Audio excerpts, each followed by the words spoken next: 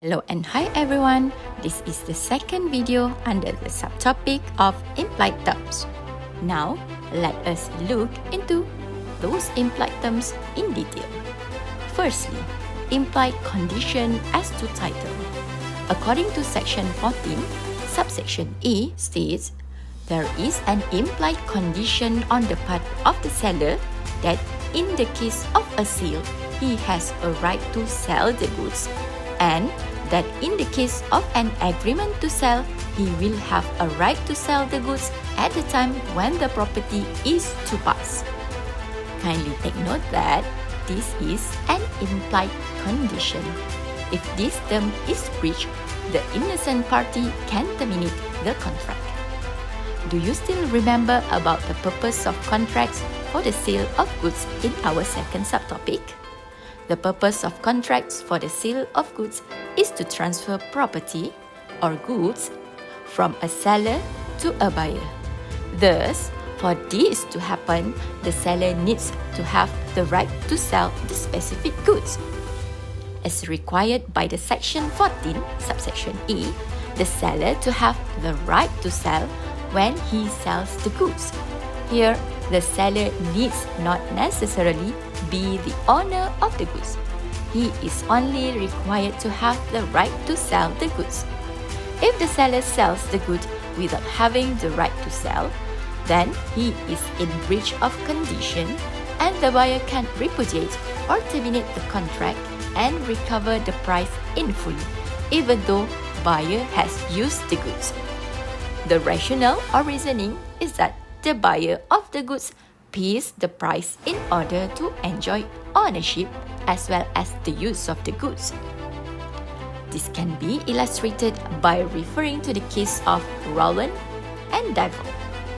In this case, plaintiff bought a used car and after using it for 4 months, discovered that it was a stolen car. He had to return it to the owner. He sued the seller. The court held that the seller had breached the implied condition that the seller must have the right to sell.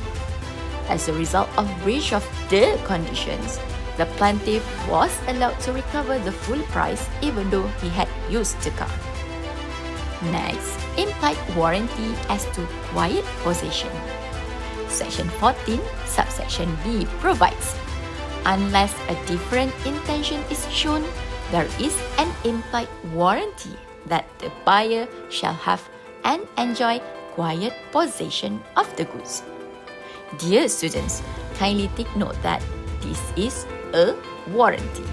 If breached, innocent party cannot terminate contract. What is the meaning of quiet possession? Basically, the rationale or reason behind this implied term is that after the buyer had bought the goods, he must be allowed to use the goods without interference from the seller. Let me illustrate further regarding quiet possession. So, if Ali sold his car to Zaman, but Ali likes that car so much that he often persuades Zaman to lend him the car. Ali also had a set of keys to the car and he used the car whenever he liked, regardless of whether Zaman needed the car or not. Ali is therefore has breached the implied warranty that Zaman should have and enjoy quiet possession of the car. Thirdly, on the implied warranty that goods are free from encumbrances.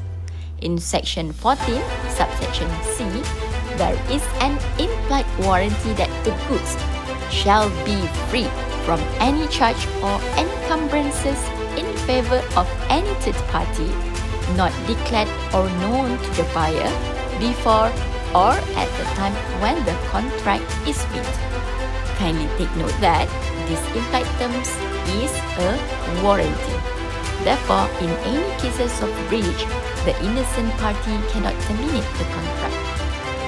Next, implied condition that goods correspond with description. This is provided in section 15. Accordingly, section 15 reads as, where there is a contract for the sale of goods by description, there is an implied condition that the goods shall correspond with the description, and if the sale is by sample as well as by description, it is not sufficient that the bulk of goods corresponds with the sample if the goods do not also correspond with the description. So, this is a condition. If breached, innocent party can terminate the contract. Additionally, all sale of uncertain goods are sold by description. Unascertain goods, especially where the buyer has not seen the goods. For example, a mail order or sale by catalog, or goods in a self-service shop where the buyer has seen the goods, selected and examined it, or the goods are described whether on the label or packaging. These are categorized as sale by description. Let us see what happened in the case Nagurdas Purushottamdas and Company and Mitsui Bussan Kaisha Limited. In this case, under previous contracts between the parties for the sale of flour, the flour had been sold in bags bearing a well-known trademark.